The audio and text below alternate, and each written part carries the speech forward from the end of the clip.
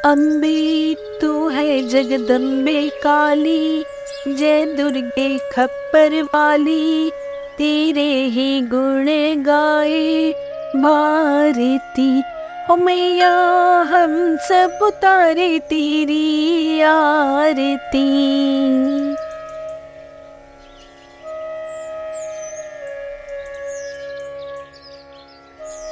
गणेश आरती लेकर खेलने के लिए अपने दोस्तों के साथ चला जाता है और इधर गणेश के पिताजी सेठ के घर चले जाते हैं काम करने के लिए। क्या भाई भोला, आज तुम जल्दी आ गए? खाना खा के आए हो या नहीं? नहीं नहीं मालिक, खाना खा के आया हूँ। भोला, नवरात्रि आ रही है, इसलिए अब से तुमको थोड़ा ज्यादा ही काम करना होगा। आप चिंता ना करें मालिक, मैं सब काम कर दूंगा। मुझे तुमसे यही उम्मीद थी। मालिक के जाने के बाद भोला सारा काम करने लगता है।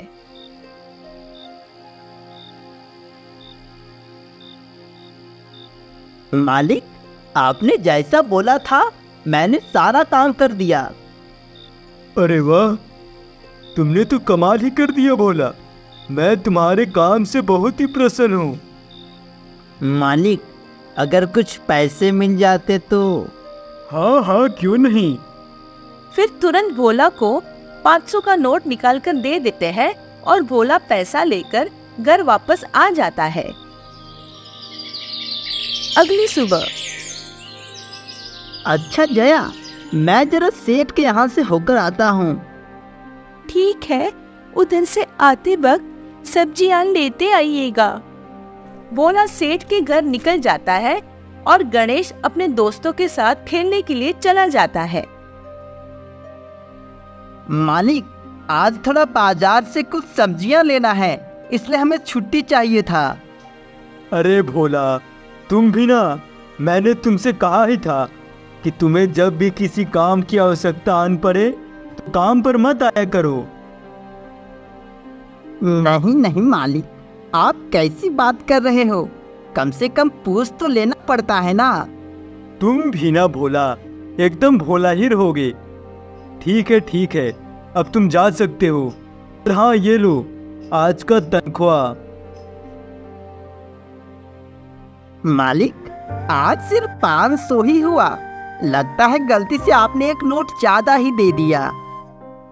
नहीं भोला, एक नोट तुम्हारी ईमानदारी का। ठीक है, अब तुम ज्यादा सवाल जवाब मत करो, अब चुपचाप से जाओ। भोला वहाँ से बाजार पहुँचता है और बाजार से सब्जियां लेकर घर पहुँच जाता है।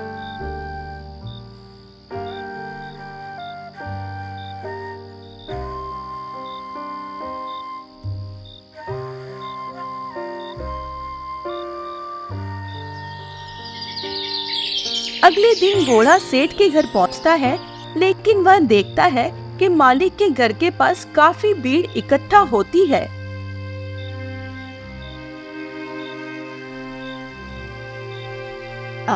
अरे भाई, मालिक के घर इतना भीड़ इकट्ठा क्यों है? भाई, मालिक अब हमारे बीच नहीं रहे। इस पावन धरती को छोड़कर वो चले गए हैं।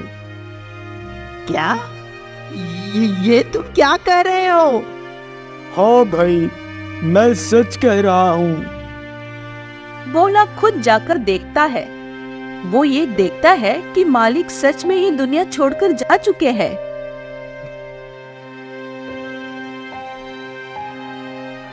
क्या जी, आप जल्दी घर वापस आ गए? क्या बताऊं जया, अब मालिक इस दुनिया में नहीं रहे। क्या? ये क्या कह रहे हैं आप? हाँ जया, मैं सही कह रहा हूँ। अब आप क्या करोगे? अब आपके पास कोई काम भी नहीं है जो आप करोगे। तुम चिंता ना करो जया, अगर दुर्गा माँ ने चाहा तो सब ठीक हो जाएगा।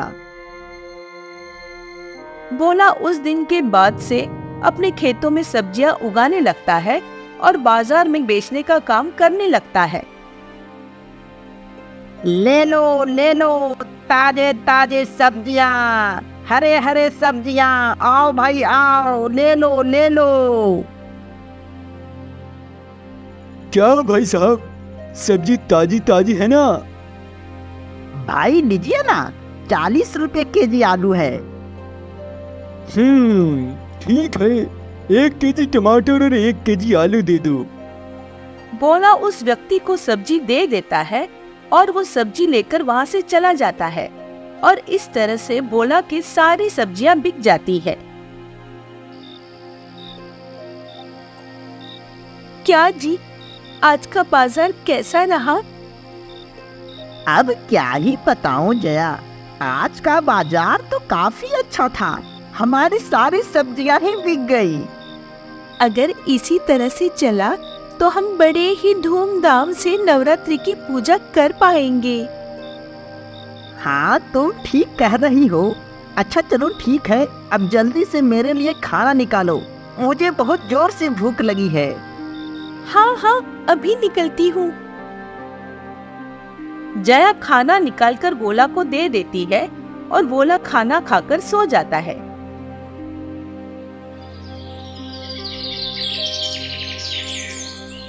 फिर अगले दिन भोला बाजार पहुंचता है और देखता है और मन ही मन में बोलता है, पहले की तरह आज बाजार में भीड़ कम है। सब लोग आज कहाँ चले गए होंगे?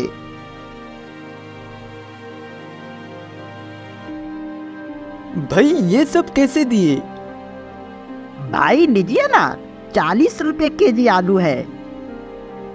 ठीक है भाई, 1 केजी दोनों दे दो। भाई आज काफी लोग नहीं आए हैं, ऐसा क्यों? नहीं भाई, वैसी बात नहीं है। पास में ही एक बिग बाजार खुल गया है और सभी ग्राहक मार्केट करने के लिए वहीं पे जाने लगे हैं और वहाँ पे तरह तरह के सामान के साथ सब्जियां भी मिलते हैं, इसलिए सभी लोग वहीं पे जाते हैं। धीरे धीरे करके बाजार के सभी व्यापारियों ने अपनी अपनी सब्जियां को बिग बाजार में लाद दिया, लेकिन भोला अपनी सब्जी को इस वाहन में नहीं लादता है। इसी तरह चलता रहा। फिर एक दिन बिग बाजार के मालिक भोला के घर पहुंचता है। अरे ओ भोला,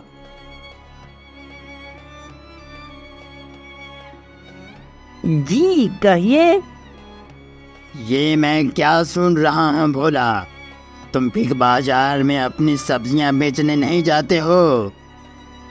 मालिक मैं मर जाऊंगा लेकिन आपके पास सब्जियां नहीं बेचूंगा।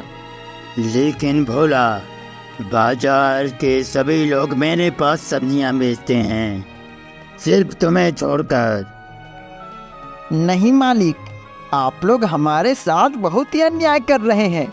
आप लोग हमसे कम दाम में सब्जी खरीदते हैं और अधिक दाम में बेचते हैं। अच्छा, तो हम भी देखते हैं कि तुम कब तक हमें सब्जियां नहीं देते हो। इतना कहकर मालिक वहाँ से चला जाता है और भोला पूजा रूम में जाकर हाथ जोड़कर प्रार्थना करने लगता है। हे दुर्गा माँ, ऐसा क्यों हो रहा है मेरे साथ? मैंने तो कुछ गलत नहीं किया, तो फिर क्यों मुझे और मेरे परिवार को इतना परेशान किया जा रहा है?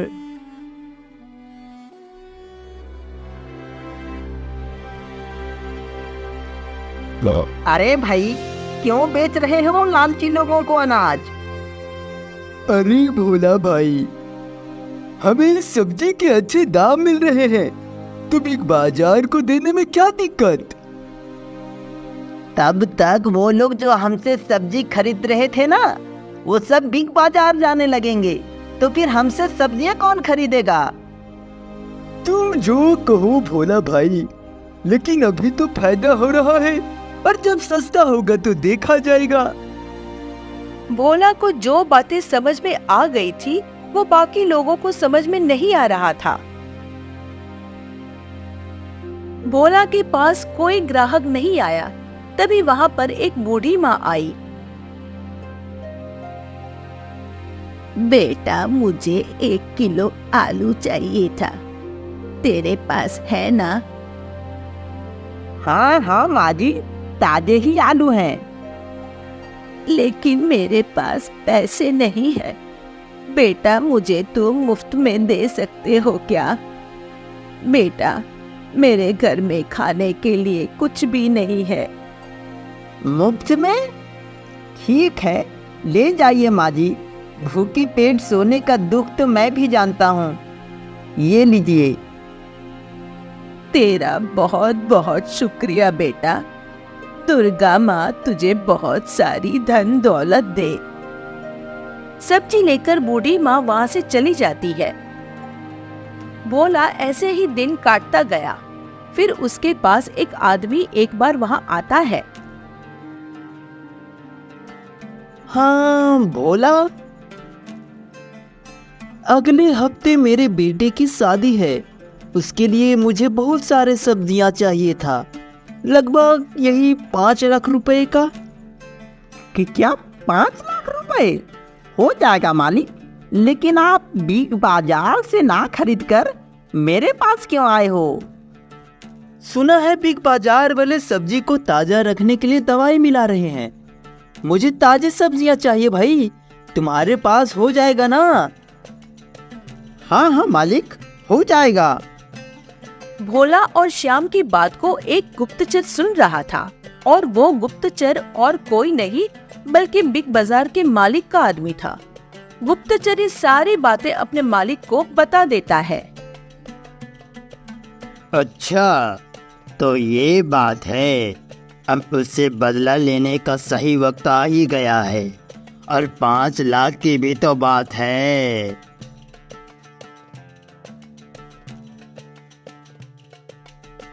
अरे भाग्यवान, सुनती हो?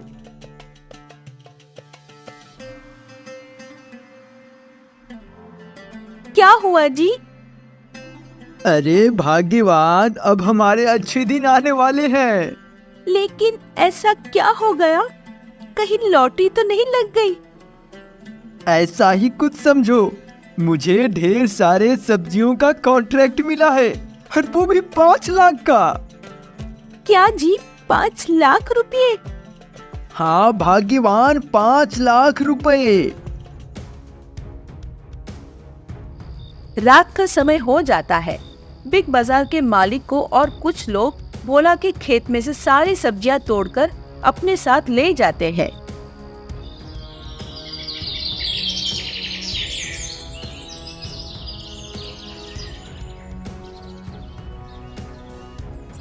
अरे ये क्या हो गया? हमारी सारी सब्जियां किसने चुरा ली? भोला सर पर हाथ रखकर बैठ जाता है। तभी वहां पे बूढ़ी माँ आती है। क्या हुआ बेटा, तुम इतने परेशान क्यों हो? भोला बूढ़ी माँ को सारी बातें बता देता है। तुम चिंता मत करो भोला, और सभी यहाँ से जाओ और कल आकर अपनी सब्जियों को ले जाना। भोला वहाँ से चला जाता है। तब बूढ़ी माँ अपने दादू से सारी सब्जियां वापस ला देती है, और भोला सुबह आकर देखता है कि सारी सब्जियां वापस मिल जाती है। अरे मेरी सारी सब्जियां तो लौट आई। माँ, आपने ये कैसे कर दिया? तब बूढ़ी माँ अपने असली रूप में आ जाती है। बेटा, मैं तुमसे अधिक खुश हूँ, इसलिए मैंने तुम्हारी मदद की। और तू चिंता मत कर, फिर से बाजार में लोग आएंगे और तेरी सब्जियां फिर से बिकेगी।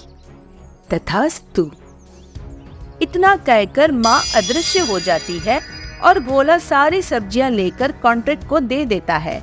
और अगले दिन यह खबर आती है कि बिग बाजार में आग लग गई और बाजार में वापस लोग आने लगे। भोला अब पूरे धूमधाम से नवरात्रि की पूजा करने लगता है।